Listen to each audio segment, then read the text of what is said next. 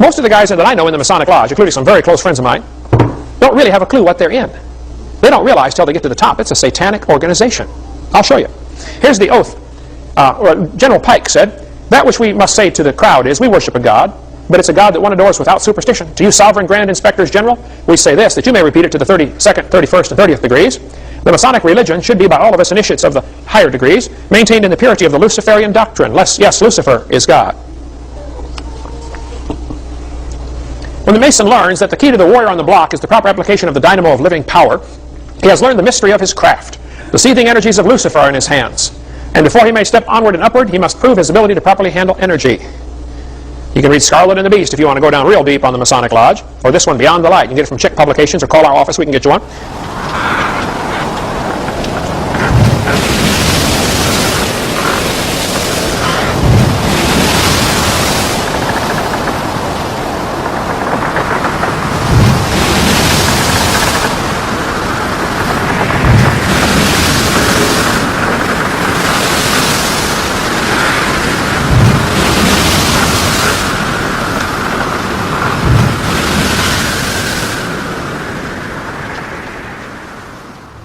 So notice, not only do we have a red circle, which is a very important symbol in the occult, but it is white in one place. It is the serpent biting its tail, which is an old symbol for Lucifer.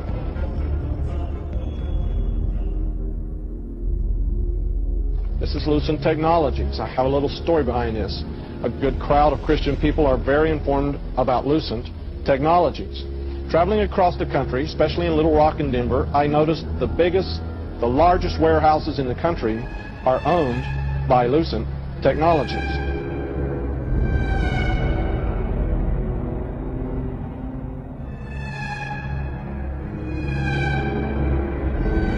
Everybody being chipped, all your money in those chips, and they control the chips, and they control people, and you become a slave, you become a serf to these people. That's their goal, that's their intention. How do I put it? It was like, what do you care about them? What do you care about those people? What difference does it make to you? Take care of your own life. Do the best you can for you and your family. What do the rest of the people mean to you? They don't mean anything to you. They're just serfs, they're just people. You know, it was just a lack of caring, you know, and that's just not who I was. It was just sort of like cold, you know, it was just like cold, you know, and I used to say to him, what's the point of all this? You have all the money in the world you need, you have all the power you need, what's the point? You know, what's the end goal? And he said the end goal is to get everybody chipped, to control the whole society. I'm not talking really about backwards masking, I'm talking really about backwards messages. In fact, one way to do it, which wouldn't require demons or higher intelligences to intercede, would be just to take straight words, take 7 or 8 words in a song, and reverse them. And then when you played it backwards, you would hear those words. But when you heard it forwards, what would you hear? You'd hear something backwards. It wouldn't make sense. So when people talk about how backwards masking is done in the studio, yeah, that kind of backwards masking is done in the studio. No problem. That's not what we're talking about. We're talking about when you hear music and lyrics forward, and then you hear those same lyrics backwards, and it's a message forward, and those same words are a message backwards. Okay? And we're not talking about 1 or 2 words. We're not talking about something like the cat and playing it backwards and trying to get something like tack backwards and something out of the. We're talking about sometimes over 15 words straight. We're talking on Stairway to Heaven right around 30 words. Okay? And we're not only talking about that, we're talking about a song that wasn't engineered to be heard backwards, but came right from the spirit world automatically. Okay? And then we're talking about, if you wanted to make lyrics backwards on a song, you're going to mess up that song forward pretty bad, right? Well, Stairway to Heaven is the most popular song in rock and roll. So this destroys any kind of argument that comes against it. And what destroys it more is the lyric forward often has everything to do with the lyric backwards. And to take it even further, you can hear a lot of these same things on live albums backwards. Because it's the demonic spirits using these human beings. Do you understand that? So let's listen to it. Remember, first of all, that they were invoking Satan, that they've got it from Satan, and listen to what you hear backwards. Forward. Your stairway lies on the whispering wind. Forward it says, and your stairway lies on the whispering wind. Backwards it says, because I live with Satan. Listen carefully.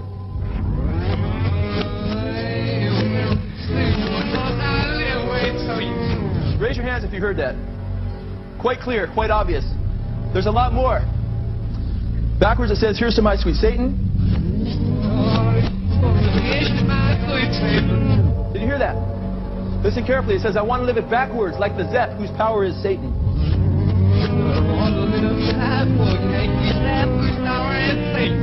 Did you hear that? Then it says, he will give you 666.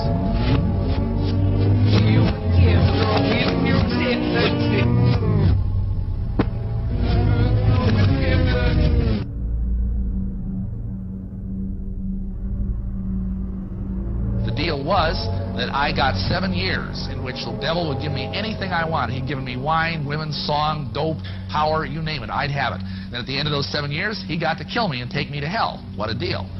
Anybody want to sign up? Yeah, you see, you got to understand something.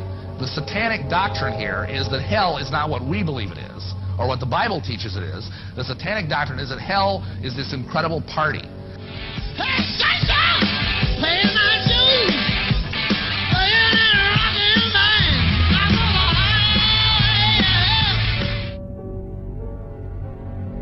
Jim Morrison, too, was into Aleister Crowley.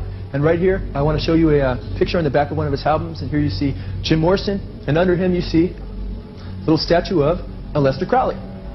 And Jim Morrison, too, was into demonism and admitted that he was possessed by spirits.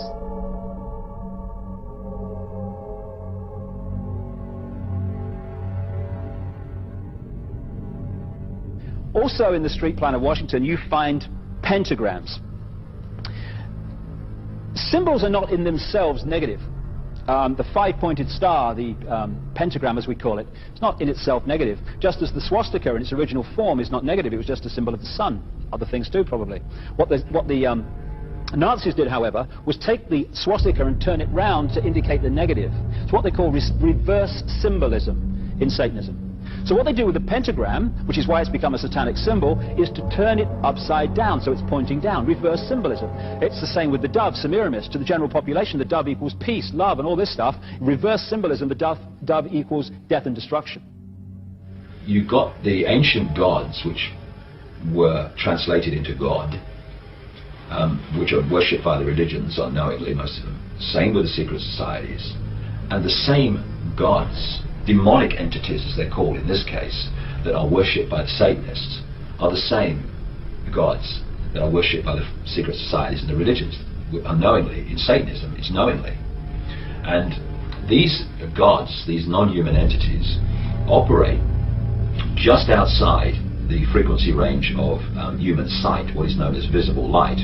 It's so important for people to understand that when they look through their eyes, they're not seeing everything that exists in the space they're looking at. We call space. You know, they don't use these pentagrams and stuff just for fun. I mean, some of them might, you know, the lower ones who don't really understand it, but the ones that are really involved, that understand the way reality works and how you can manipulate it, these pentagrams and these various symbols used in Satanism, like the reversed pentagram is the classic satanic symbol, and the circle around it. They are vibrational fields. That's why they do these rituals, and the entity can enter this reality, the range of visible light. In other words, what we can see within that vibrational field, and suddenly the gods appear. And these gods, as they're perceived, feed off human energy. They apparently are powerless except to the extent they can embody some person. The demons apparently are disembodied spirits looking for embodiment. Angels don't have that problem.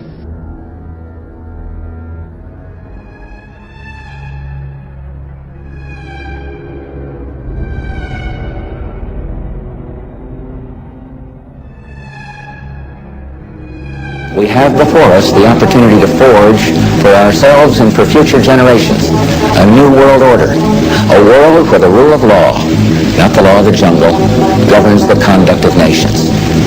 When we are successful, and we will be, we have a real chance at this new world order. A new world order. A new world order. A new world order. A new world order. New world. And President Bush said, and it's a phrase that I often use myself, that we needed a new world order. And sure enough, a lot happened on his watch that was very, very positive towards a new world order. Now we can see a new world coming into view.